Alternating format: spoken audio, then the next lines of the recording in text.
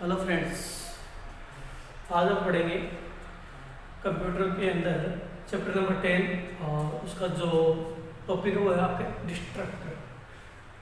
क्या है आपके जो टॉपिक है वो है आपके डिस्ट्रक्टर।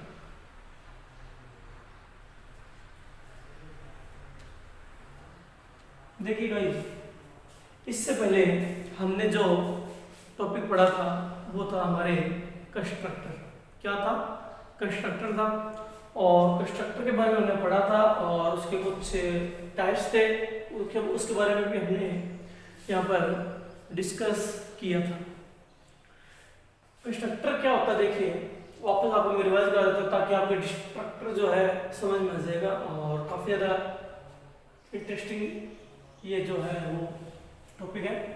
कंस्ट्रक्टर क्या होता है, देखिए कंस्ट्रक्टर के हमने रूल भी पढ़ा था कि जब हम किसी भी मेमोरी को जब हम प्रोग्राम में मेमोरी को एलोकेट करते हैं तब हम कंस्ट्रक्टर का यूज करते हैं। किसका यूज करते हैं? कंस्ट्रक्टर का। ठीक है, मैं आपको ये बता रहा हूँ डिस्ट्रक्टर और कंस्ट्रक्टर में थोड़ा सा सिमिलरिटीज बता रहा हूँ। आप सोचोगे कि सर तो डिस्ट्रक्टर लिख दिया, बता आप कंस्ट्रक्टर रहे हो। मैं बता रहा हूँ कंस्ट्रक्टर जो होता है ताकि आपके डिस्ट्रक्टर भी अच्छे से क्लियर हो जाए। कंस्ट्रक्टर में बताया कि मेमोरी को एलोकेट करने के लिए, इट मींस मेमोरी में आपको मेमोरी के अंदर जो होती है आपके ऑब्जेक्ट क्रिएट करने के लिए हम उसका यूज करते हैं। जबकि डिस्ट्रक्टर जो है वो आपके कंस्ट्रक्टर का अपोजिट होता है।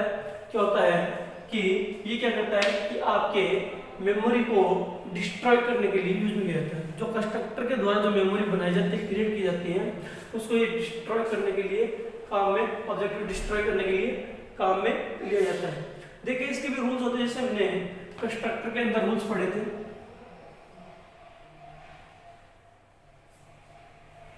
कंस्ट्रक्टर के अंदर हमने रूल्स पढ़े थे कुछ, वैसे ही डिस्ट्रक्टर के अंदर भी रूल्स होते हैं, कुछ सेम होते हैं कुछ अलग होते हैं। तो हम इसको एक एक करके रूल्स को फॉलो करेंगे और पढ़ेंगे, और ताकि क्या कि हमारे कोई डिस्ट्रक्टर का जब हम प्रोग्राम बनाए हैं तो उसमें कोई भी रूल्स छूटे ना और हमारा जो डिस्ट्रक्टर है वो रॉन्ग ना हो, इसलिए दे लेते हैं। देखिए नंबर 1 पर, जैसे कंस्ट्रक्टर का नेम और क्लास का नेम सेम होता है, वैसे इसमें भी क्या होता है,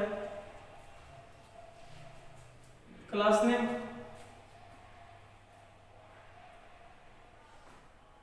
और डिस्ट्रक्टर नेम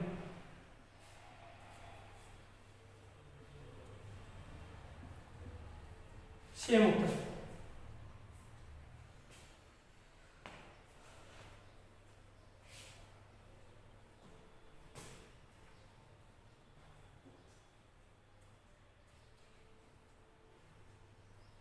क्या होता है? सेम होता है।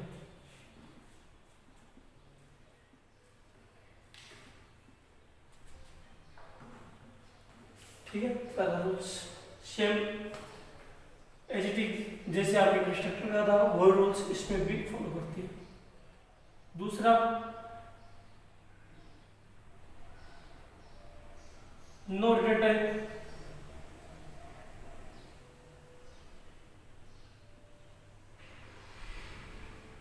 मतलब कि जैसे कंस्ट्रक्टर में हम किसी भी प्रकार की वैल्यू को रिटर्न नहीं करते थे, वैसे इसमें भी किसी भी प्रकार की वैल्यू को रिटर्न नहीं करते। क्लियर? तीसरा, इसमें ये होता है कि ये क्या करता है आपके कि इसके इट मींस डिस्ट्रक्टर के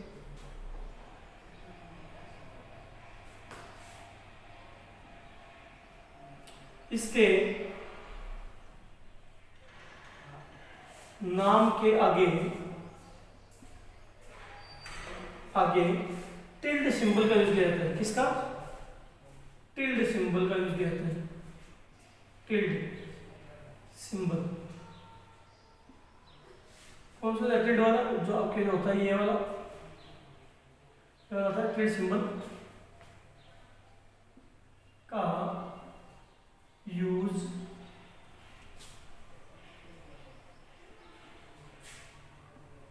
किया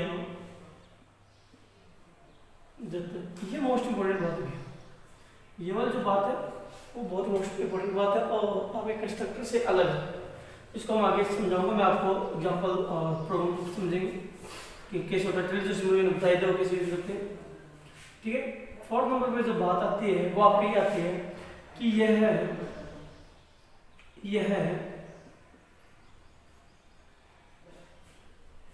किसी भी प्रकार के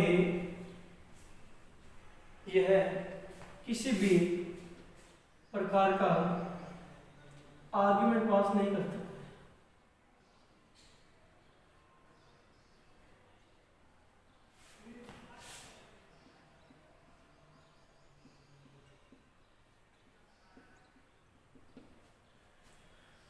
यह किसी भी प्रकार का आर्गुमेंट पास नहीं करता। ये जो बात थी अब कंस्ट्रक्टर में ये थी कि आर्गुमेंट पास करता है, बट इसमें क्या है, उसका अपोजिट है।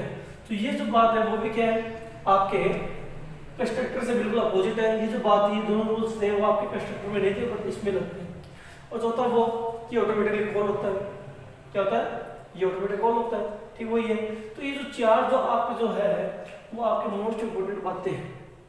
ठीक है, और तो आपके जो कंस्ट्रक्टर वाले रूल्स लगते ही हैं, लगभग जितने भी कंस्ट्रक्टर वाले रूल्स लगते हैं, बस ये एक दो जो रूल्स हैं वो आपके इसमें थोड़े अलग है। अब देखिए इसमें अगर मैं एग्जांपल के थ्रू अगर मैं देखूँ इसको आपको समझाऊँ तो आप यहाँ पर देखेंगे कि जैसे आप कंस्ट्रक्टर बनाते वैसे बनाते, जैसे मान लीजिए हमने बनाया यहाँ पर क्लास टेस्ट, कोई दिक्कत नहीं, इसके अंदर है आप वेरिएबल बनाइए। ठीक है, जैसे मान लीजिए मैं बना देता हूँ इंट, या आप मान लीजिए यहाँ पर पहले प्राइवेट एक्सेस मॉडिफायर लगा दीजिए, ना भी लगा तो कोई दिक्कत वाली बात नहीं, यहाँ पर लगा दे तो और भी ज़्यादा बेटर है।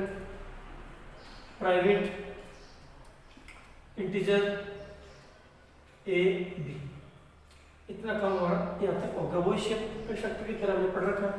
उसके बाद में हम पब्लिक बनाएंगे, पब्लिक एक्सेस मॉडिफायर का यूज करेंगे। और इसके अंदर मैं क्या करता हूँ, जैसे नॉर्मल आप बनाते हो कंस्ट्रक्टर वैसे ही क्या करेंगे, क्लास का नेम, इसका name same,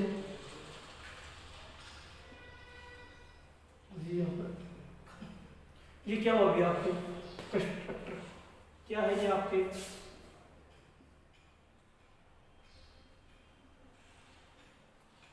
declaration of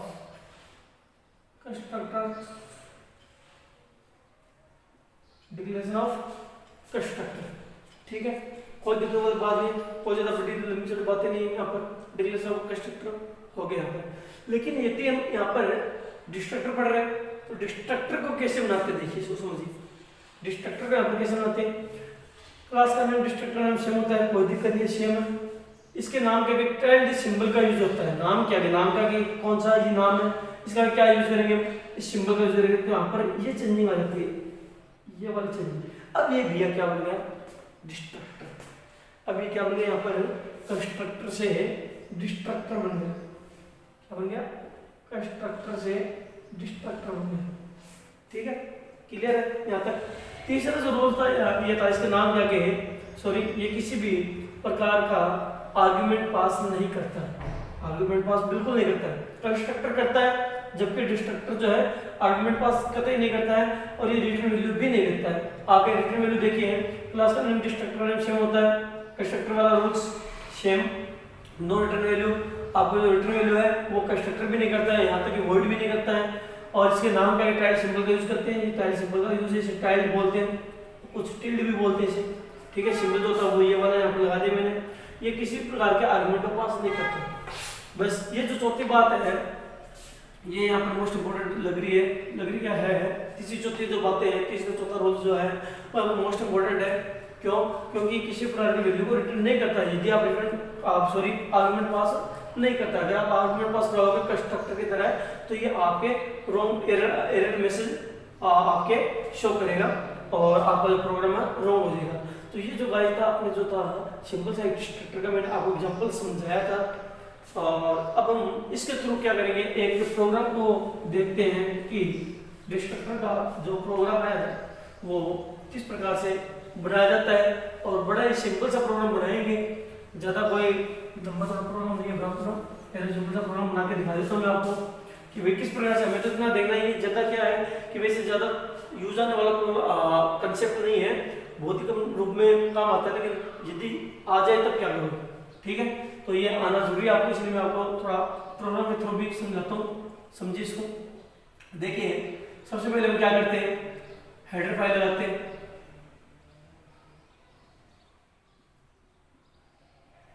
hash include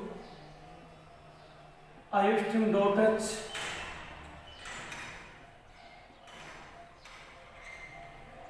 include colon.h, ठीक है। अब इसके बाद में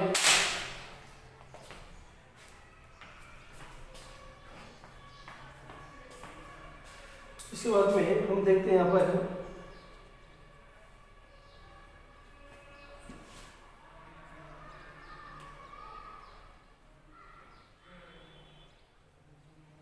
क्लास बनाते हैं। क्लास का नाम है सेम कंस्ट्रक्टर में जो हमने बताया था वो लिख कर देता हूँ मैं, आपके जो टेस्ट रखा था मैं वही है सेम, कोई दिक्कत नहीं है। यहाँ पर आप देखिए चाहो तो यहाँ पर वेरिएबल नहीं है, लेकिन मैं यहाँ पर वेरिएबल नहीं बना रहा हूँ क्योंकि मुझे वेरिएबल वो काम नहीं है, मुझे सिर्फ आपको एक डिस्ट्रक्टर बना के उसको चलाकर दिखाना। तो मैं किस तरह से करता हूँ, तो मैं डायरेक्ट यहाँ पर सीधे ही पब्लिक का यूज कर रहा हूँ, कोई दिक्कत नहीं है, आप कैसे बना सकते हो पब्लिक के अंदर। पब्लिक के अंदर हम यहाँ पर क्या करेंगे कि पब्लिक के अंदर एक मैं डिस्ट्रक्टर बना देता हूँ, क्या कर देता हूँ, एक डिस्ट्रक्टर बना देता हूँ। टाइप सिंपल गया। और डिस्ट्रक्टर कैसे बनता है, क्लास का नाम, डिस्ट्रक्टर का नाम क्या होना चाहिए, सेम होना चाहिए, सेम होना चाहिए, ये किसी प्रकार की वैल्यू को आर्गुमेंट को नहीं लेता है, ठीक है। यहाँ पर और मैं इसके अंदर क्या करता हूँ कि एक कोई मैसेज शो करवा देता हूँ, क्या करता हूँ यहाँ पर एक मैसेज को शो करवा देता हूँ ताकि आपको पता चल जाए कि डिस्ट्रक्टर चल रहा है नहीं चल रहा है। तो यहाँ पर एक मैसेज प्रिंट करवा देते हैं सी आउट, और मैं एक मैसेज प्रिंट करवा देता हूँ डिस्ट्रक्टर, ठीक है। यहाँ पर खत्म, ये इसका ब्लॉक है डिस्ट्रक्टर का, ठीक है। ये क्लास क्लोज, ठीक है, कोई दिक्कत नहीं है, कोई प्रॉब्लम नहीं यहाँ तक। देखिए उसके बाद मैं क्या करता हूँ कि एक फन फंक्शन बना देता हूँ, यहाँ पर क्या करता हूँ, एक वॉइड नॉर्मल फंक्शन भी है वॉइड फन, और इसके अंदर क्या करता हूँ, इसका ऑब्जेक्ट बना देता हूँ। तो क्या करूँगा मैं, टेस्ट टी बना दीजिए, बना यहाँ पर एक टेस्ट का ऑब्जेक्ट नाम ऑब्जेक्ट नाम ऑब्जेक्ट बनाता हूँ, ठीक है।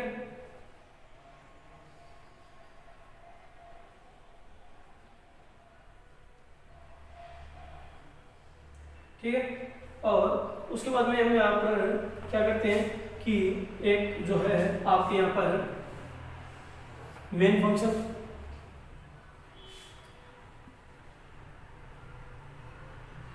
void मेन, ठीक है। ये अपना छोटा सा प्रोग्राम था, और इसका मैं मेन फंक्शन द्वारा कॉलिंग करवाता हूँ। यहाँ पर मैं क्या करूँगा कि क्लास का ऑब्जेक्ट बनाऊंगा, नॉर्मल सी बात है। हम क्या करते हैं, क्लास का ऑब्जेक्ट बनाते हैं, और ऑब्जेक्ट के थ्रू हम क्या करते हैं, कॉल करवाते हैं। तो हम यहाँ पर क्या करेंगे, एक void फन नाम का फंक्शन सीधा कॉल करवाते हैं, क्योंकि बाहर सीधा है ये, तो इसको कॉल करवा देते हैं। यहाँ पर आपके देखिए, ठीक है, यहाँ पर हम क्या करेंगे, वर्ड मेल के अंदर CLR एक फंक्शन बनाएंगे, क्लियर स्क्रीन नाम का फंक्शन बना देंगे, ठीक है, सिंपली। अब उसके बाद हम क्या करते हैं कि पहले हम फन फंक्शन को कॉल करेंगे, ठीक है। देखिए हम फन फंक्शन को कॉल करेंगे, जैसे यहाँ पर मैंने लिखा फन फंक्शन, सीधा कॉल कर देंगे हम यहाँ पर लगाकर फन फंक्शन, ठीक है।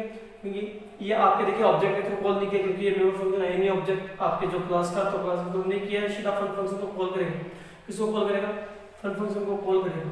फन फंक्शन को जैसे ये कॉल करेगा यहाँ पर गेट ch और ये क्लोज, ठीक। तो देखिए दोस्तों यहाँ पर ये क्या करेगा, फन फंक्शन कॉल करेगा, और फन फंक्शन में क्या चलेगा, टेस्ट ऑब्जेक्ट जैसे चलेगा टेस्ट क्लास का, तो ये डिस्ट्रॉय चलेगा। तो यहाँ पर क्या होगा, आपके जो मेमोरी के अंदर जो आपके आउटपुट पर जो प्रिंट होगा वो क्या होगा, प्रिंट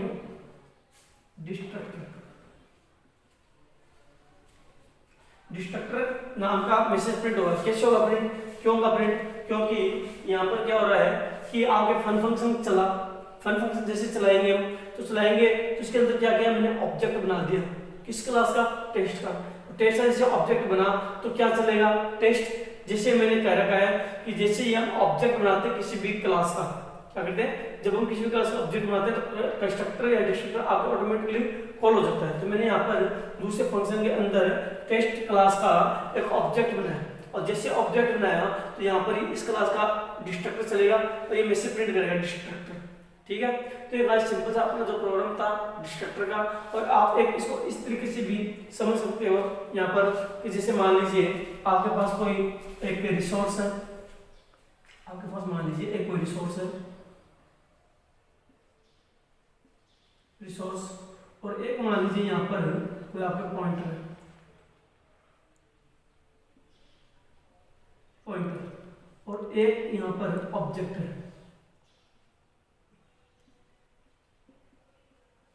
ऑब्जेक्ट। अब जैसे मान लीजिए कि ये पॉइंटर जो है इस रिसोर्स को टारगेट कर रहा है, ठीक है, इस रिसोर्स को टारगेट कर रहे हैं। मान लीजिए कि यहाँ तक पहुंचने का सिर्फ एक ही रास्ता है, वो कौन सा है, पॉइंटर का। कौन सा रास्ता है, पॉइंटर के द्वारा ही हम यहाँ पर पहुंच सकते हैं। इसके पास इसका एड्रेस है, सपोज मान लीजिए पॉइंटर क्या करता है, दूसरे वेरिएबल का आप क्या करता है, एड्रेस रखता है। तो एड्रेस रखता है तो इसका मतलब यहाँ पर ये इसका जो एड्रेस है कि भाई इसके एड्रेस ये कहाँ पर रह रहा है, इसका एड्रेस किसके पास है, पॉइंटर के पास। ठीक है, किसके पास है, पॉइंटर के पास है। और ये एकमात्र ऐसा रास्ता है जिसके थ्रू हम यहाँ तक पहुंच सकते हैं, और कोई दूसरा रास्ता नहीं। ठीक है, सपोज आप एग्जाम्पल समझा रहा हूं मैं आपको, एग्जाम्पल के थ्रू समझे, थोड़ा सा ये और भी चीज लगेगा आपको। तो यहाँ पर हम क्या करें कि ये एकमात्र रास्ता है जिसके थ्रू हम यहाँ तक पहुंच सकते हैं, ये इसको पॉइंट कर रहा है, पॉइंटर। ठीक है, अब जैसे मान लीजिए यहाँ पर आपके ऑब्जेक्ट को मैं डिस्ट्रॉय कर दूं, मान लीजिए मैंने ऑब्जेक्ट को डिलीट कर दिया। अब जैसे ही ऑब्जेक्ट को डिलीट कर दिया तो क्या होगा, पॉइंटर भी डिलीट होगा। जैसे मैं ऑब्जेक्ट को डिलीट करूंगा वैसे क्या होगा, पॉइंटर भी डिलीट होगा, और जैसे पॉइंटर डिलीट होगा तो आप वहां तक नहीं पहुंच सकते। तो ये क्या होता है, एक्चुअल में जो डिस्ट्रक्टर होता है, जैसे हम ऑब्जेक्ट को डिस्ट्रॉय करते हैं, एक्चुअल में ये ऑटोमेटिकली कार्य करता है। ठीक है, डिस्ट्रक्टर जो होता है वो ऑटोमेटिकली कॉल हो जाता है, और आपके कंपाइलर के थ्रू भी होता है। अगर हम किसी प्रकार के डिस्ट्रक्टर का यूज नहीं करते हैं तो कंपाइलर अपने आप एक डिस्ट्रक्टर बनाता है, उसकी कोई बॉडी नहीं होती है, बस एक डिस्ट्रक्टर चलता है, उसके थ्रू इसको डिस्ट्रॉय कर देता है। तो ये है, जैसे मान लीजिए यहाँ पर मैं पॉइंटर को, मान लीजिए ऑब्जेक्ट को मैं डिलीट कर रहा हूँ, ऑब्जेक्ट को मैंने मान लीजिए हटा दिया, डिलीट कर दिया, तो जिससे ऑब्जेक्ट डिलीट होगा पॉइंटर के अंदर पॉइंटर भी तो डिलीट होगा, और अगर पॉइंटर डिलीट होगा तो यहाँ तक पहुंचने का रास्ता कैसे मिलेगा। ठीक है, तो ये इस प्रकार से तो हम जब भी ये जो कंसेप्ट था आपके डिस्ट्रक्टर का, ये जो थोड़ा सा आपको हो सकता है कम समझ में आया होगा, क्योंकि ये थोड़ा सा कंस्ट्रक्टर से थोड़ा सा हटकर आपके टॉपिक लगता है, तो इसको एक दो बार देखोगे तो आसानी से आपको समझ में आ जाएगा। और फिर अगर कोई दिक्कत हो कमेंट में जरूर बताइए कि भाई क्या प्रॉब्लम है, उसको अगले वीडियो में नेक्स्ट कल इसको सोल्व जरूर करेंगे।